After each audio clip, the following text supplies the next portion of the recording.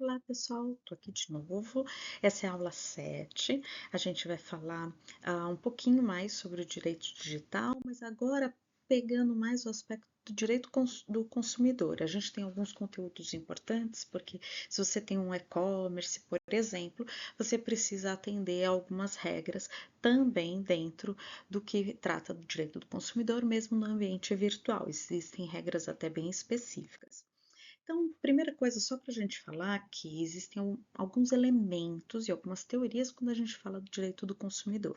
Então, o ponto principal aqui, quando o Código de Defesa do Consumidor foi elaborado, foi lá na década de 90, né, 1990, a gente não tinha muita ideia do que era, o que deveria ser protegido. Então, aqui, na verdade, embora o texto, né, o termo Código de Defesa do Consumidor, a ideia mesmo que se queria proteger a relação de consumo, não necessariamente o consumidor. Veja, nem sempre o consumidor tem a razão. E isso não é, de fato, um direito que alguém possa falar, não, eu sou consumidor, eu vou ter sempre a razão. Não é assim. Então, quando eu penso o que são relações de consumo e o que compõe uma relação de consumo, a gente pode estabelecer já, de um lado, eu tenho um fornecedor e do outro lado um consumidor final. Depois eu vou falar um pouquinho sobre essa teoria, tá?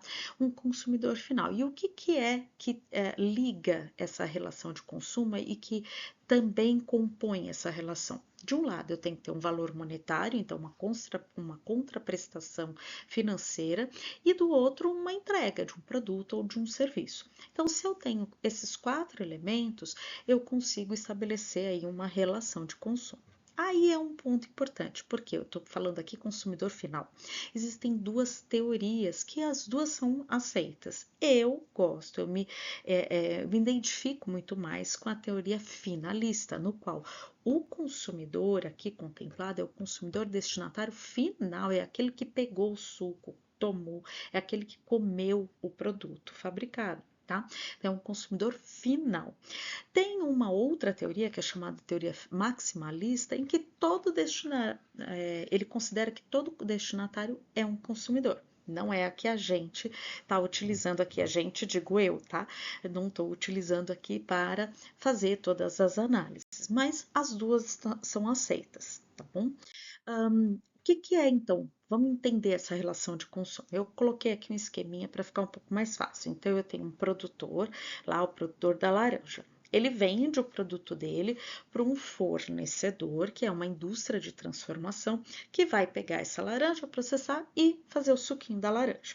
A partir desse suco da laranja, então, isso passa por vários locais, então, logística, transporte, grandes centros de distribuição, até chegar lá num supermercado, que eu estou chamando aqui de distribuidor. Vem a consumidora, vai lá, pega, compra, toma o suco e morre, sei lá, acontece alguma coisa, o suco está estragado, está com gosto ruim.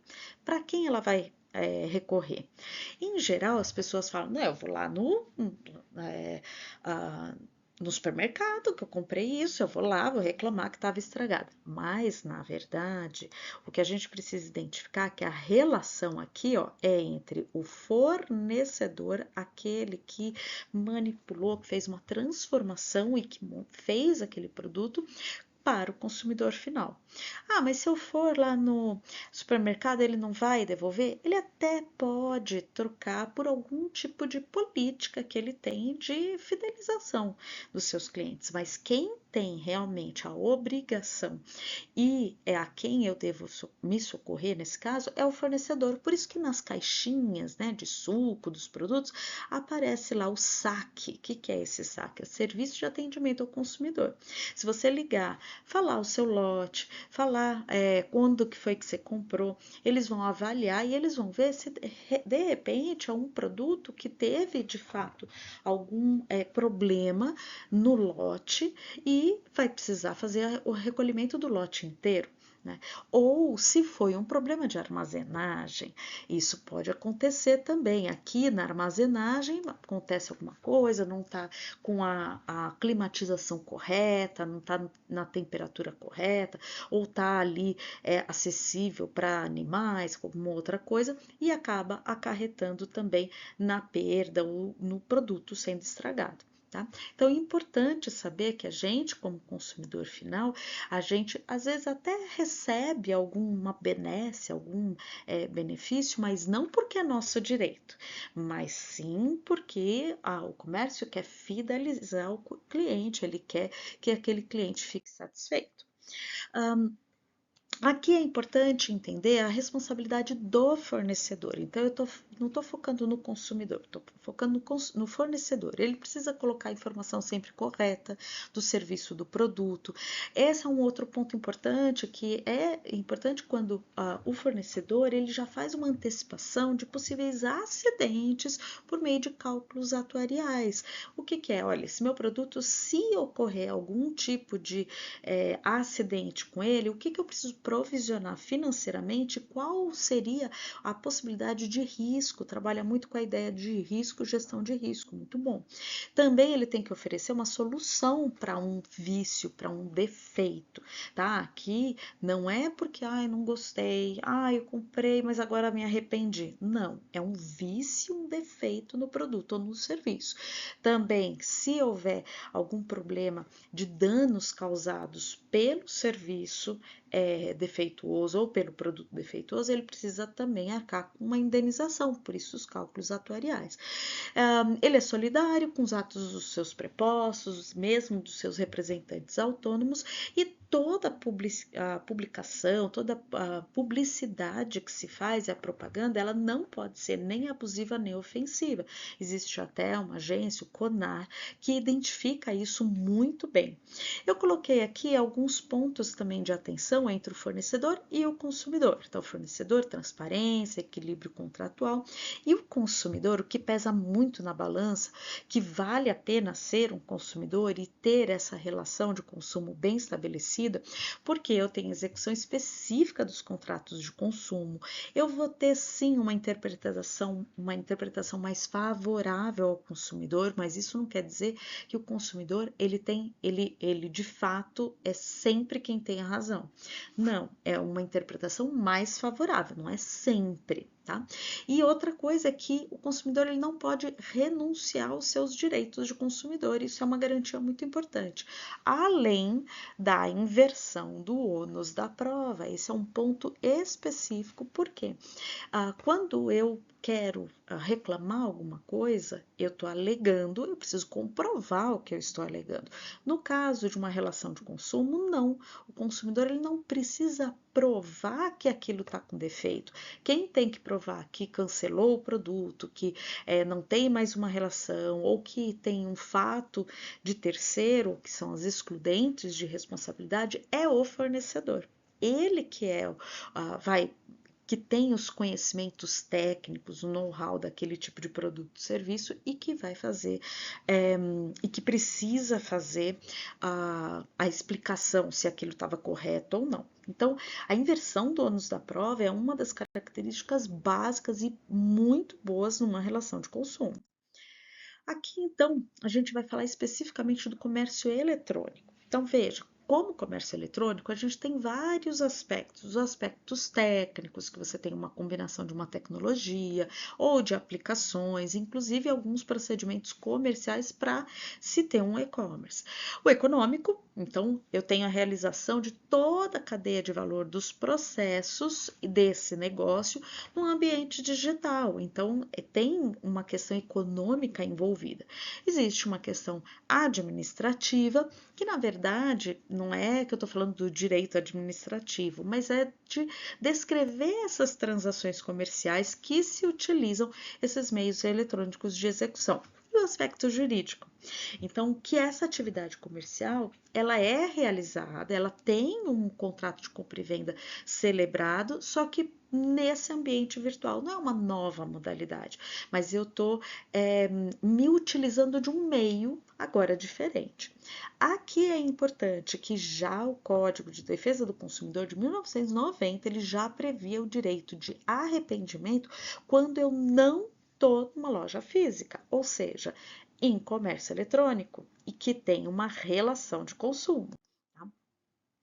Outros deveres do comércio eletrônico, eles estão estabelecidos nesse decreto de 2013, é o decreto 7.962, e ele fala o seguinte, que num comércio eletrônico eu preciso deixar de as informações de forma clara sobre o produto, sobre o serviço, sobre o fornecedor, eu tenho que dar um atendimento facilitado ao consumidor, então vias de acesso, hoje a gente tem até aquele chatbot, né, para tirar dúvidas, eu preciso respeitar o direito de arrependimento que está já no CDC.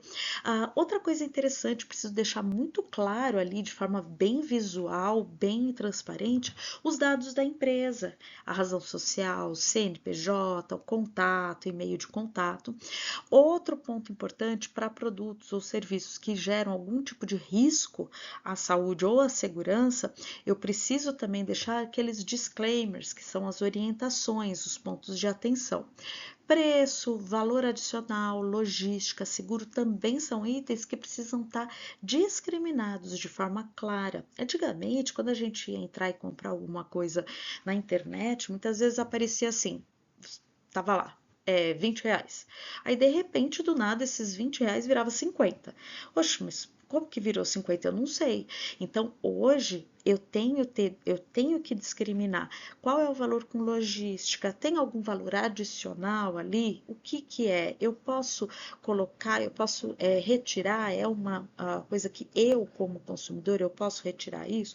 Quais são os prazos? Né? Tem algum tipo de seguro para entrega? Então, modalidade de pagamento, antes era só boleto, agora a gente tem tudo, até Pix, né? As confirmações, se você for ver, todo o comércio eletrônico, na hora que você vai, você faz tudo, de repente tem uma confirmação dizendo, é isso mesmo? Confira os dados. Isso é por causa do decreto, porque existe uma recomendação, mais que uma recomendação, existe uma norma para isso.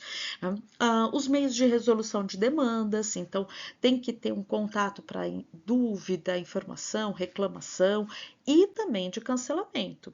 E os mecanismos de segurança, você tem que comprovar que você tem realizado todos os mecanismos de segurança para pagamento e para o tratamento de dados pessoais, que a gente tem aí a LGPD também abordando esse assunto, tá?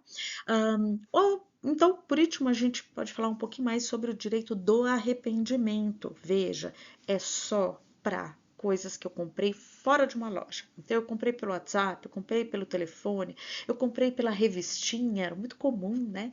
Então, eu vou escolher esse batom, essa coisa na revistinha. Eu comprei pela internet, eu comprei por telefone.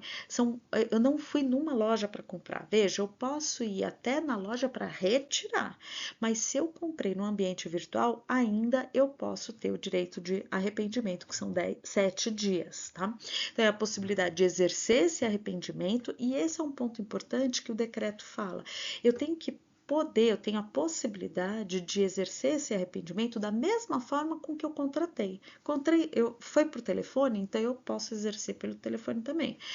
Eu comprei pela revista, então eu preciso também ter uma forma de fazer esse cancelamento. Eu comprei pela internet, eu também tenho que ter forma de cancelar pela internet, porque antigamente o que se fazia? Você compra pela internet, mas você só pode cancelar pelo telefone. Pronto, o telefone nunca atendia, daí você não tem como cancelar? Não tem como, né? Então, a rescisão também total do contrato e dos acessórios sem custo para o consumidor, esse é um outro ponto importante, e o fornecedor, que é o responsável para comunicar o banco, o cartão na qual ia cair esse débito, tá? Para ou não lançamento na fatura ou estorno do valor. Normalmente, a gente recomenda você, consumidor, também avisar o banco ou o administrador do cartão, tá? Para que não tenha aí imprevisto de cair um valor que você já fez o seu arrependimento. Inclusive nos bancos, nas administradoras, aparece lá, por que você está cancelando? Foi arrependimento? Foi uma compra realizada na internet de forma eletrônica? Então, esses são os itens mais importantes para vocês sobre o direito do consumidor. E, por fim, eu agradeço. Então, todos vocês, espero que vocês tenham conseguido aí pegar conteúdos importantes sobre o direito do consumidor. Grande beijo!